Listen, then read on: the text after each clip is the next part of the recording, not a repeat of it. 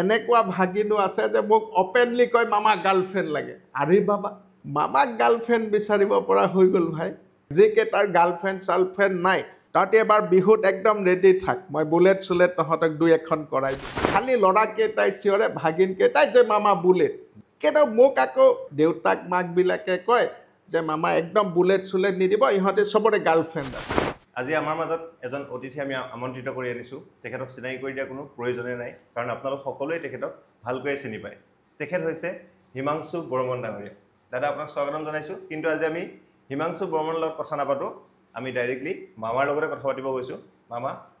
নমস্কাৰ একদম নমস্কাৰ পাৰ্থ ভালে আছ হয় আছোঁ ছাৰ আছোঁ সব ঠিক ঠাক চলি আছে ঠিকে তোৰ চাকৰিটো কি হৈ আছে চাকৰি চলি আছে ছাৰ চাকৰিও কৰি আছ আৰু ইণ্টাৰভিউ কৰি আছ হয় হয় অলপ কৰি আছোঁ ভালকৈ কৰি থাক পজিটিভ কৰি থাক হয় ছাৰ আপোনাৰ মামা বুলি মই এতিয়া আপোনাক সম্বোধন কৰিলোঁ তেনেকৈ অসমৰ এতিয়া বেছিভাগ মানুহে আপোনাৰ মামা বুলি কয় বয়সৰ কোনো কথা নাই সকলোৱে আপোনাৰ মামা বুলি মাতে আপুনি বাৰু মনৰ পৰা সেই মামাটো ভাল পায়নে সঁচাকৈ নে ছাৰ বুলি ক'লে বেছি ভাল পাব আপুনি ন এইটো মানুহৰ সম্বন্ধটো বহুত ডাঙৰ কথা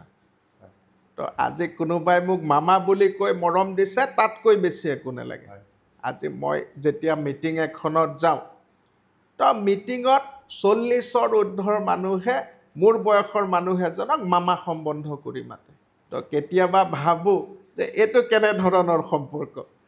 কিন্তু ক'ৰবাত নহয় ক'ৰবাত মই যাক ভাগিন পাতি লৈছোঁ মই য'ত মাজনীহঁতক ভাগিনী পাতি লৈছোঁ তেওঁলোকৰ মোৰ প্ৰতি মৰমটো কিহেৰে এক্সপ্ৰেছ কৰিছে যে এটা সম্পৰ্ক ৰাখি লৈছে সম্পৰ্কটো কি মামা এইটো মোৰ কাৰণে একদম সৌভাগ্যৰ কথা এতিয়া অসমত মামা বুলি ক'লে মোৰ নামটো ওলাই দিয়ে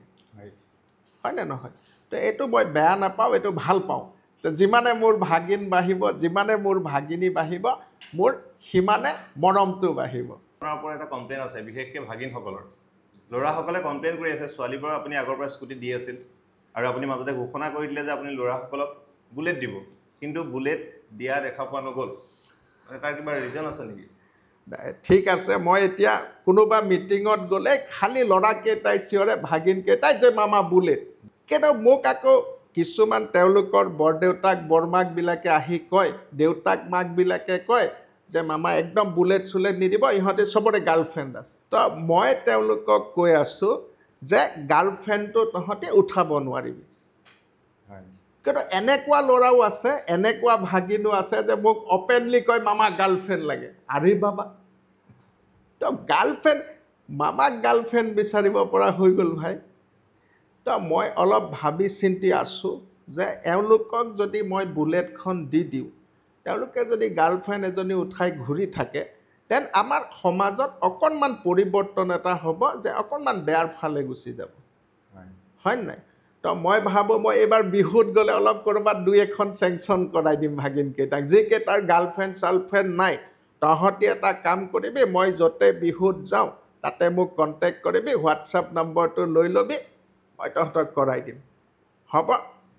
তো ঠিক এই ভাগিনকেইটাক কৈছে এই প্ৰগ্ৰেম যোনে চাব ইণ্টাৰভিউ তহঁতি এবাৰ বিহুত একদম ৰেডি থাক মই বুলেট চুলেট তহঁতক দুই এখন কৰাই দিম হ'ব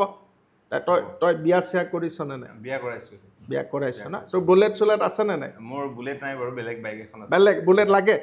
বুলেট পালেতো ভালে মই কৰাই দিম তহঁতে কিবা এটা কৰাই দিম যা